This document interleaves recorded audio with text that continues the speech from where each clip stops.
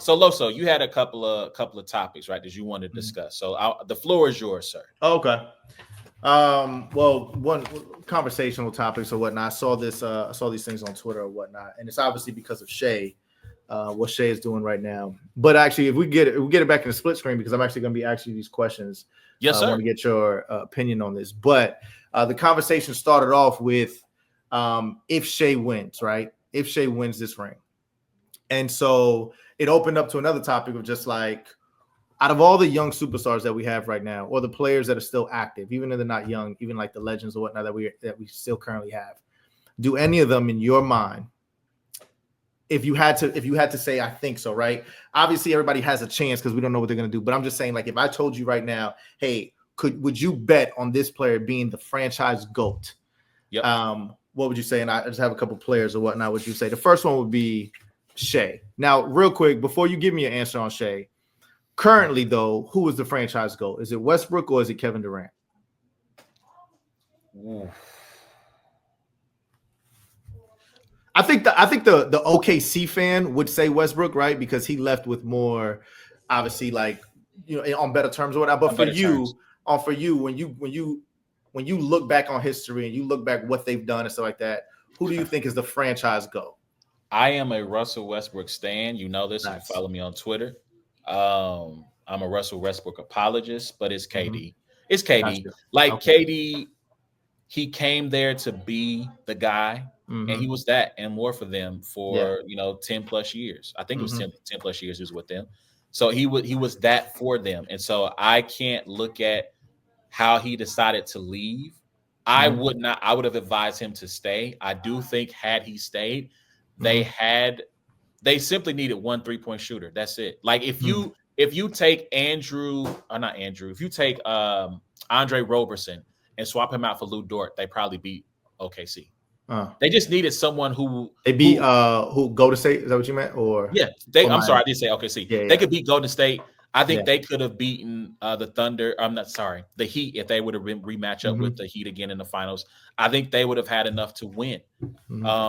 So I think it's KD. And if he wins a title, not yet, right? I think KD, to me, he's still third behind KD and Russ in OKC. Okay. Even if with the title. Even with, he has an MVP now. If he wins a title, he's clearly going to get the finals MVP. So he'll have an MVP and he'll have two things that neither one of those other guys got in that city. But for you, though, if you had to bet on it, though, is Shea going to be the franchise GOAT when it's all said and done? Is that a yes or no for you? Yes, because I think they're going to make another finals and probably win another chip. Got you. But you're also saying, though, if they close it out, that doesn't automatically go. Does it put them above Russ? No. Longevity has to matter. Even though you got success faster than they did. Different. Listen, we don't know what OKC would look like if they had to go up against Steph in his prime, LeBron in the Heat in his prime. You still had the Spurs on the back end of their run. The Grizzlies were not an easy pushover during it. So like the West is always loaded, but I feel like they are ascending at a time where, Golden State's still trying to figure it out. Denver's trying to figure it out. The Clippers are always 1 year away from being 1 year away. You know what I'm saying? The Lakers are still trying. So they don't have another established team that you can say, yo, that's the team that can knock them off. They have a bunch of maybes. But OKC had to go through all those other teams during that time frame. So I think you have to keep that in mind when talking about this group. Because I've seen somebody put on Twitter talking about, well, Shea and J-Dub are on the precipice of accomplishing something that KD and Russ never did. I'm like, bro, you can't. You can't. That's the comparison. Not fair. It's just a different West. It's a different way. Still stacked. Still full of landmines, but nah. Okay. Tyrese Halliburton. I'm guessing Reggie Miller is the franchise GOAT over there. Yes. Would you say that Tyrese, when it's all said and done, will he be the franchise GOAT? If you had to bet. So I'm going to say no, because I don't think he finishes his career. Okay. In today's NBA, it is very rare to see a player start and finish his career in one spot. And so I just don't. And he's already been moved twice. Sacramento. True. He was traded though, right? He was traded drafted by Sacramento, then traded by them.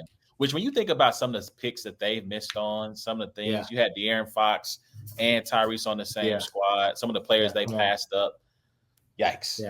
So no for Tyrese, but you will hold him to the same standard that you're holding Shea, that, hey, Tyrese, even if you have a crazy game 6 and game 7 and you had this crazy playoff run with these clutch shots, if you win finals MVP, well, I don't know if Siakam might win it, but if let's say you end up winning chip, do you think that it's easier for Tyrese to trump Reggie than it is for Shea to do that with KD?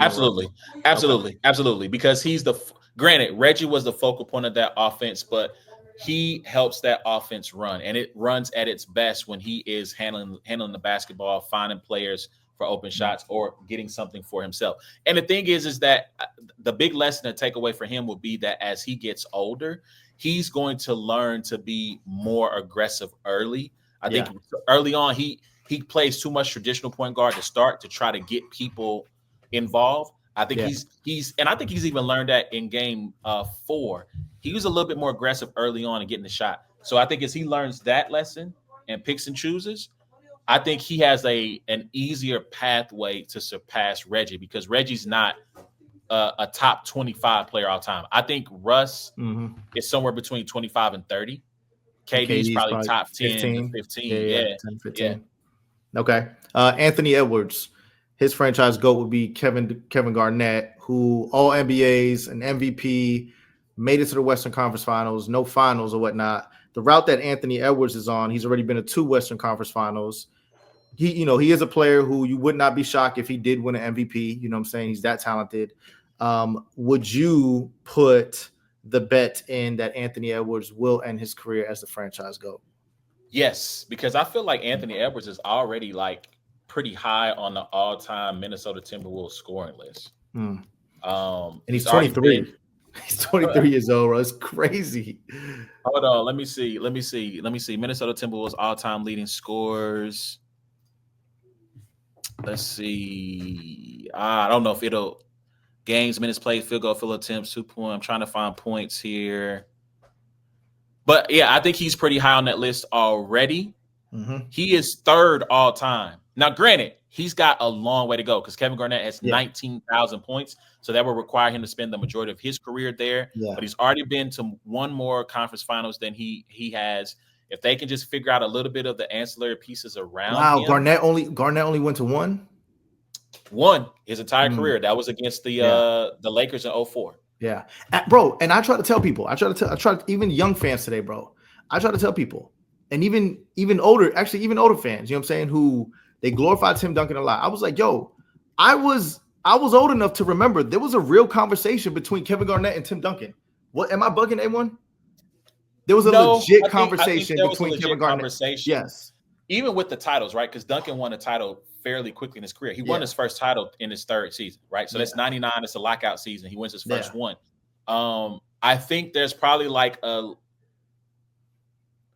there's an argument probably from there to probably 2001. I think once you get to 2001, because I feel like that's right around when Tim might have won the MVP for the league in 99. I have to look it up, but somewhere around 2001, I think that the argument is kind of over at that point. Okay.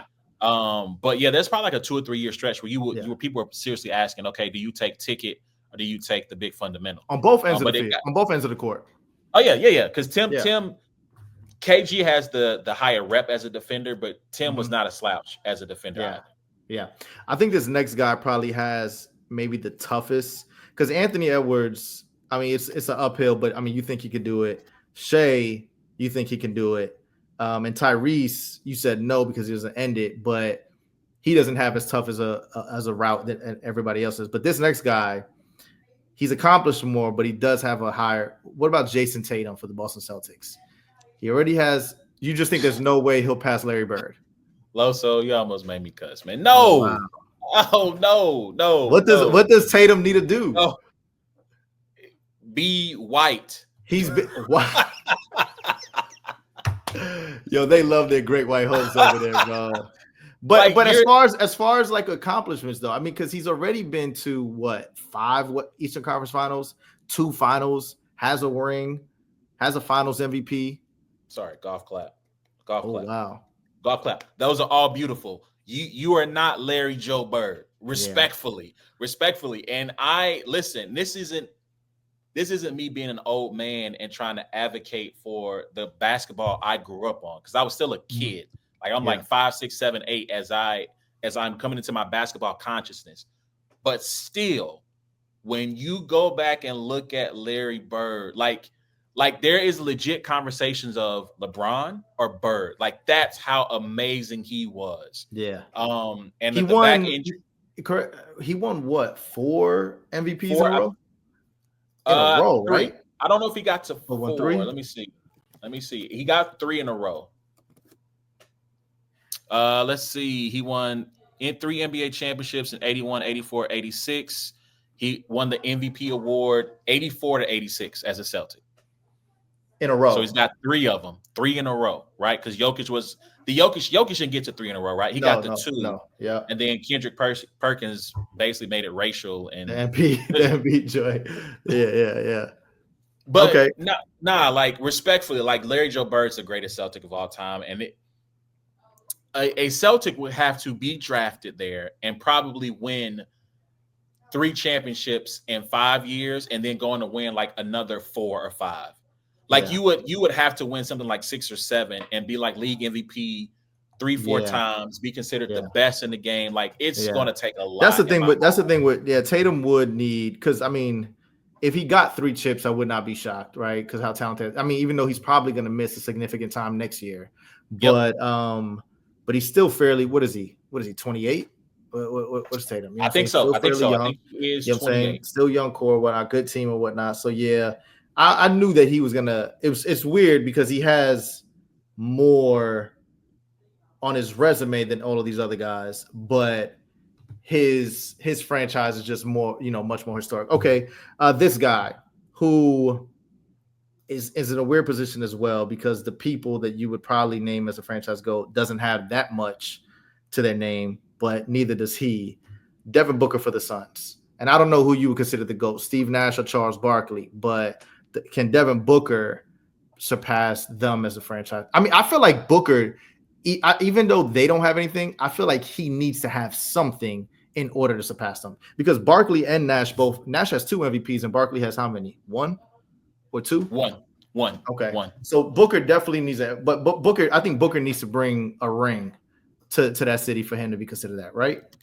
I would say that he's Barkley's equal to Booker right now.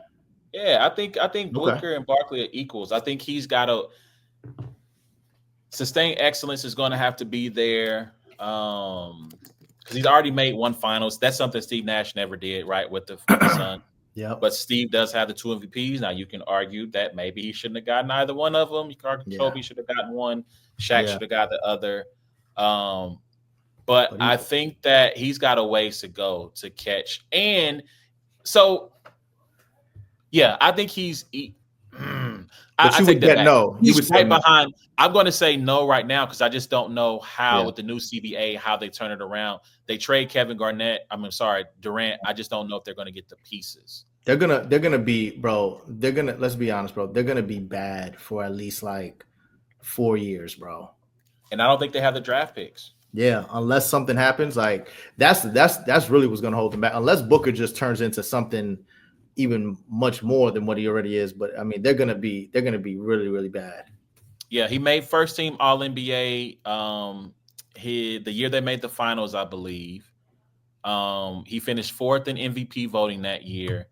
He made 3rd team All NBA in not this season, but the prior season. And he just he doesn't have the All-Star appearances. This is part of being in the West, where at a certain you got Steph, you had Dame, you had Luka, right? Like you had all these other incredible guards. Where again, it's not like he's a bum. He's put up since come on, bro, 2020, right? The bubble year. Yeah.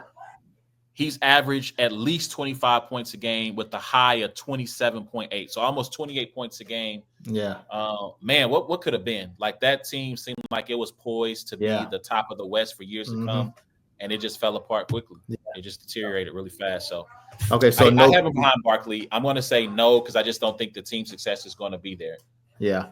So far, the only two. And so now these next three guys, I'm gonna name them all three together. They're already legends, and they might already be their franchise goal. So it would just be up to you to just say, are they their franchise goal already?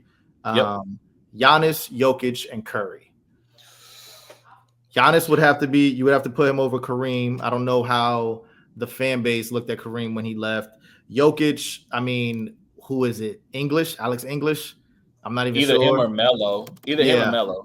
And then Curry, who was it? Wilt? Easy. Like Wilt wasn't there long enough, in my opinion, and I don't think.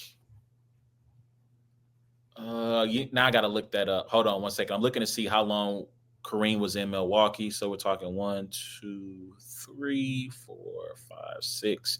Yes, he's past Kareem. Kareem was only there for 6 years. And did what? And I think only won one chip. I think he won the one chip, which is 70. I think it's 71 or 72.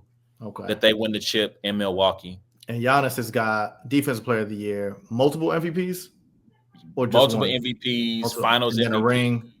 Or ring. So got you. And Giannis has also probably stayed there longer than what people thought he was going to say. I mean, I know there's some rumblings of him leaving now and whatnot, but so yes to Giannis, yes to Curry, and then yes to Jokic, I'm assuming. Yes, because he was only with the San Francisco Warriors for like 2.5 seasons. So, Curry's easy, already there. I don't know who else you would even put. Yeah, Rick Barry was a really big deal with the Warriors. But Curry's just so much more. And then even, I mean, his accomplishments put him in the stratosphere. But then it's so much more. It was like when you look at what that organization was worth prior to his run, and then where it's at now, bro, it's just like ridiculous. And then Jokic is probably an easy yes as well. Yeah.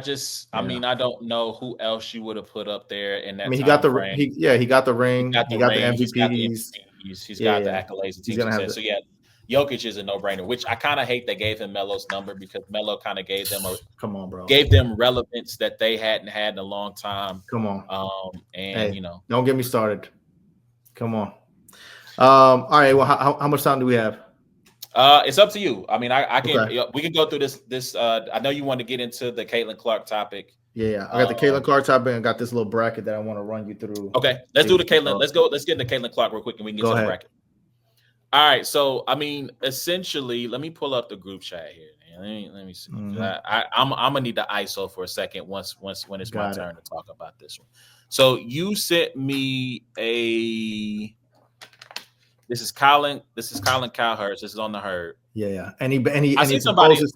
Colin had been saying this actually, but Nick Wright was on there and he kind of, agreed with Colin. And they basically both were saying that once Steph and LeBron and KD retires, there would not be there's no American athlete that would be more famous than Caitlin Clark. I mean, they brought up Mahomes, but even that, you know what I'm saying? Like, I mean, what would you say to that? American athlete. There's definitely let's be honest. There's definitely no hockey player and no baseball player. Aaron Judge is Aaron Judge more famous than Caitlin Clark? I'm sorry. Did Shohei Ohtani die in the last couple of days? American. Okay, my fault. You said American.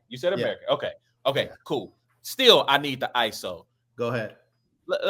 Did the NFL cease to exist in the last couple of days and I forgot about it? Like, I had to go to Instagram and look this up. Patrick Mahomes has twice as many Instagram followers as Caitlin Clark right now. Like, does he not exist? Does Tom Brady, he's not active, so let me throw him out of there. I'm just saying, like, football players still exist. If Arch Manning comes into the league and he has a Patrick Mahomes-like start to his career, he is going to blow by Caitlin Clark as if she didn't exist. He is going to walk her down, and he has less than 500,000 followers. Football is still king in this country. As popular as Caitlin Clark is, she still plays women's basketball. The only way she's going to exceed in popularity is if she jumps into the NBA and becomes the Caitlin Clark of the NBA. This is no disrespect. I watched Caitlin in that first half on Saturday against the Liberty. Great. She was wilding. She was going crazy. pulling up from logos all over the court. She's amazing, incredible talent, must-see TV. She is not going to be bigger than the most popular quarterback in the NFL. I didn't even go and look up and see if she has more Instagram followers than Lamar Jackson, Joe Burrow, Josh Allen, who just married Haley Steinfeld, who's Hollywood's it girl right now. Like, don't stop insulting my intelligence, people. I've already had a back and forth with somebody on Twitter talking about she's more popular than only LeBron and Steph were ahead of her. I'm like, did KD die? Yeah. Is KD not a lot? Like, what are we talking about? Respectfully, she's amazing. But Colin, you're doing a little bit too much. You're doing a little bit too much. That's all I'm saying. That's all I'm saying. Yeah, I mean, Colin even was saying that this is exactly what he said, bro. This is no exaggeration. He has not seen this since Tiger Woods on the PGA Tour, bro. He said that is that much. Like, he says that the numbers, when you just look at when she plays and when she doesn't, I mean, it's such a dramatic shift.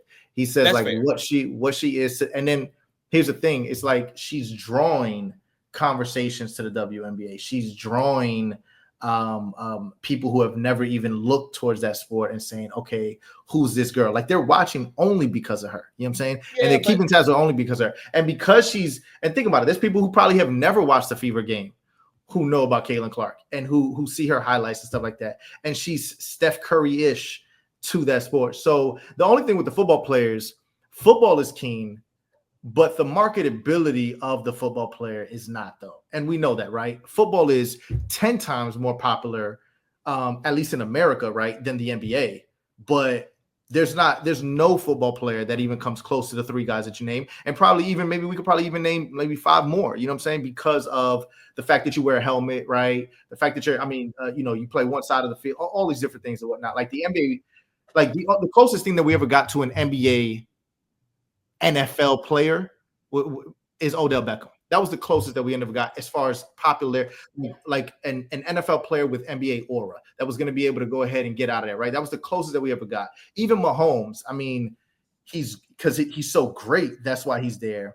But I'm not too mad. I do think there is some hyperbole there, but maybe, I mean, I wasn't really following Tiger Woods when it was happening. I mean, I know how, because I watched the documentary, so I know how important he was to a sport that you would say, I mean, I don't know. I mean, is golf prior to Tiger Woods, was golf WNBA? I guess you could say that, right? And in that particular time, golf didn't have, it had Arnold Palmer, right? Arnold Palmer gives way to Jack Nicklaus. Jack Nicklaus gives way to like a bunch of other guys. Granted, I'm not the golf guy, so if you watch golf, please forgive me if I get this, but like Watson, maybe Gary Player, you're talking, I can see his face, but I can't. Nick Faldo, the Shark, Greg Norman. So you had personalities, you had interesting people, but you didn't have Tiger. Now, I don't know if Tiger Woods is white, if it's the same thing, right? Because like his ethnicity plays a part in this story. Yeah. Right. It plays a part in this story. The fact that he was a phenom from a kid, he's on the Ed Sullivan Show, right? You as a 2-year-old, and you're looking at this prodigy who was somewhat in the public eye, and then he bursts on the scene, and within his first year, I think he wins the Masters after his first. He does decently well in his first Masters. He wins his second one. Then he goes on, to crush it like his third or fourth one. He laps the field or whatever, to the point where they started tiger-proofing the course, right? So crazy. She is Tiger-like in that she is drawing eyeballs to the sport. The thing that remains to be seen, and you saw this when she got hurt, is will people continue to watch when she's not playing? She's hurt, or the Fever get eliminated in the playoffs. Will people continue to watch because she got eliminated? And so that hasn't. But what would that tell? What would that tell you though? If they don't, would tell that they're watching strictly for her and they're not watching for the other team. But to me, like, there's enough. First of all, if you really watch, like, the WNBA has enough hilarity to it that you really should watch just for the foolishness. The foolishness is there. Like, if you want to be entertained, there's enough happening in that league for you to be quite entertained by. Yeah. But they're also, like, you look at the Liberty. The Liberty are really one of the best team in the league. The Minnesota Lynx, like you're likely looking at those two teams playing for the chip again. Yeah. Washington's got some up and coming talent on their squad. Phoenix is Atlanta. Atlanta's like, I think 8-9-3 right now. Right? So there are interesting players and interesting teams all across that landscape. And so welcome to all the people who, because if you follow this show, like, shout out to my homie Dre. Dre's like, bro, you was talking about the WNBA when nobody cared about it. And look, I'm not going to sit and act like I'm been some crusader for the game. We didn't talk about the WNBA for years on this show, right? But when we first started, we did. We made it a habit to talk about the show, about the game. And so, but there's interesting storylines there. There's good players to watch. And I would encourage people, get NBA League Pass. It's $35. Yeah. $35, and on a random night when you're bored, nothing to watch, you don't feel like Netflix and chilling, cut on a WNBA game and watch some of the other talent, man. Like, because there are players to watch. But again, shout out to Caitlin. She is amazing. She is amazing, and I love watching her play. Yeah, the storyline is matching the talent. I mean, bro, even her first game back, bro. She goes what in the first half, 25-5 in the first half. Points, and bro, and here's the thing, and it's against a team that they thought was going to go undefeated for the rest of the season, and she hands them their first loss. And like, I'll say that. And this is why I'm telling you this. And let me segue to this. This is why I'm saying, A1, I love how everyone is just like, well, the way that Nike does it, or listen, bro, Asia has her shoe out right now. We don't want to go ahead and kind of cloud the marketing with that, or man, her shoe is set to drop, and all these different things. I'm just like, you guys are all giving me the rules.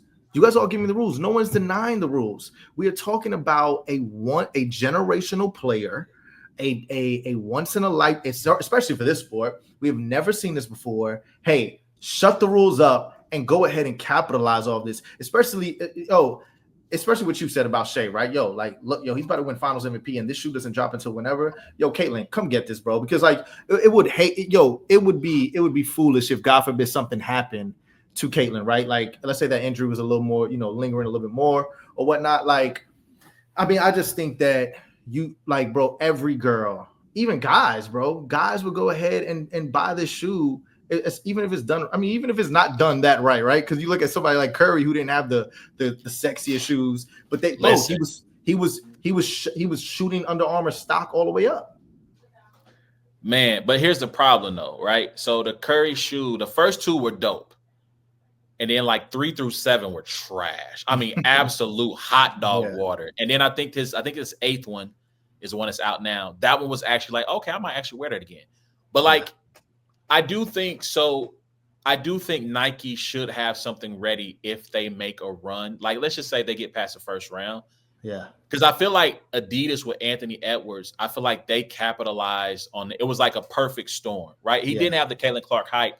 But you see him dunking on people, making moves, and right when he kind of hit that next level of, okay, this guy might be a superstar, the AE1s dropped. And I feel like it was right around maybe All-Star break last year when they dropped or something like that. And it was just like, again, like I tell my homies, like the AE1s, I missed out on buying them. But like as we headed towards the playoff, that shoe was on StockX for like $400 in my size. Come on. You know what I'm saying? And so, like, I do feel like Nike should have something ready. You can give Asia Wilson the runway all season. Look, her shoe was fire, by the way. I ain't gonna hold you. I don't know if you paid attention. No, yes. And that's the thing, too. Like, I'm not even saying, like, first of all, she's obviously probably the best player. I mean, or this is other girl. I saw her stats, but it's either her or the other. But one of the best players. And then, two, the shoe was like, bro, that is a shoe that I would get, bro. Like, it was that. It looks better than some NBA player shoes, bro. I got a homie who got the pink ones and the blue ones already. Like, it's a fire looking shoe. The Sabrina's shoes are fire as well. I haven't seen her, but yeah. Who is she with? She's with Nike. So like she was the first like women's athlete to get a signature shoe line in like I think they said like 20 something years or something like that. Oh wow. It had been a long time since it had happened. I think on the basketball side. Yeah. So like but her like NBA, I think they said the Sabrina 2 was one of like the top either 3 or 5 most worn shoes by NBA players this year. Like that's how popular her shoe is. So But I think if she makes a run, I think they got to have something ready. I doubt they will. But again, assuming she makes a run, she makes it to the semifinals of the WNBA and she gets eliminated. Now you have created a runway, right, of 2 years of hype. And at the start of the next WNBA season, you got a shoe ready for her. It's going to sell out in minutes, bro. It's going to sell out. Even if she suffered an injury, God forbid. God forbid she suffers a season-ending injury. You now have that storyline to play into, develop and market a new shoe for her to come into the next season. The hype is going to be there. Like you, we've already talked about it. People are watching her and her alone. And when she's not there, ratings plummet 50%, right? We saw that story come out. So if she's got that shoe coming out, bro, next year, the hype will still be there. And if she comes off a good playoff run, and listen, that Fever team, they retooled that team. They brought in, I think, DeWanna Bonner. They brought in Sid Colson. They went and got Sophie Cunningham. They went and got Stephanie White to be the head coach from the Connecticut Sun, who's a really good coach. Like, they added some pieces around her to make that team really be something you got to contend with come playoff time. And I think they're a really good matchup for the Liberty. They played them. They were down big. They came back. Liberty had to get a stop at the end to win that first game. And then the second game, man, once they got the lead, it was a little bit back and forth, but they really controlled that game going forward. So, they got a shot to make some noise in the W this year. Oh, we'll see. All right, man. So